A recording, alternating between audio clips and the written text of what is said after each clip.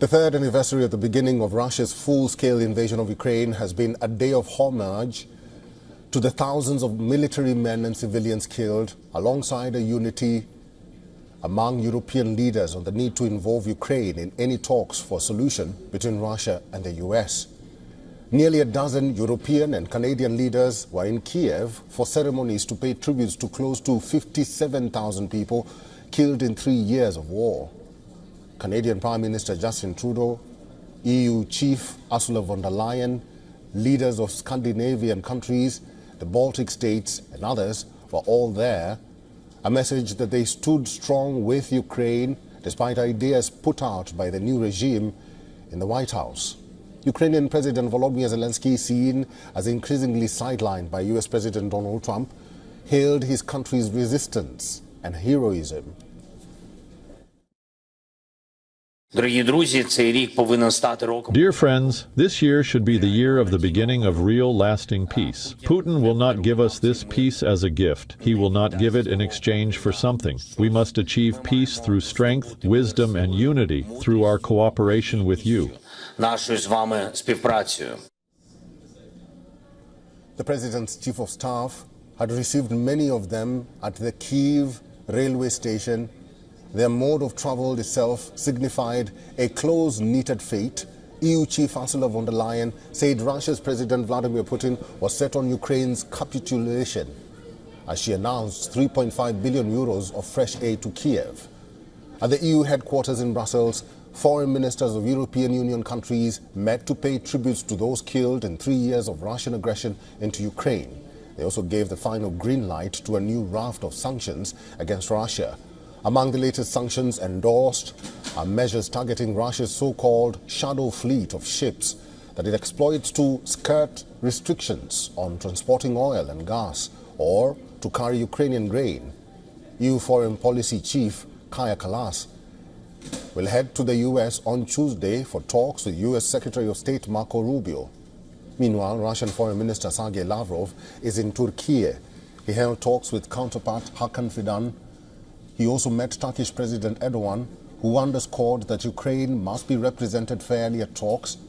Lavrov stressed that to Moscow, any deal depended on its own conditions being met.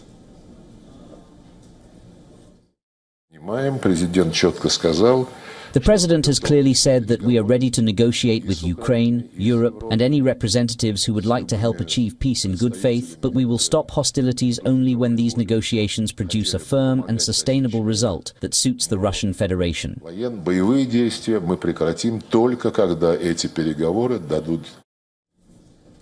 As the war enters another phase on the ground, there's a longing for peace, even as Russia keeps up its assault.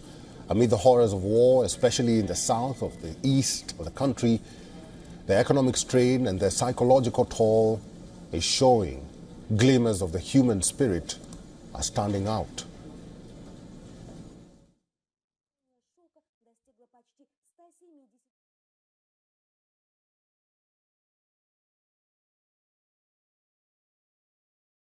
There is a certain hope for peace, and everyone is starting to talk about peace. We also want peace very, very much.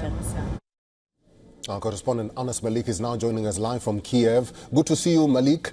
Today was an important day for Ukrainians as they marked 3 years of war with Russia. Apart from the delegation that is at the capital to show their solidarity with Ukraine, what has been the hallmark of the day since you have spent the better part of the day there?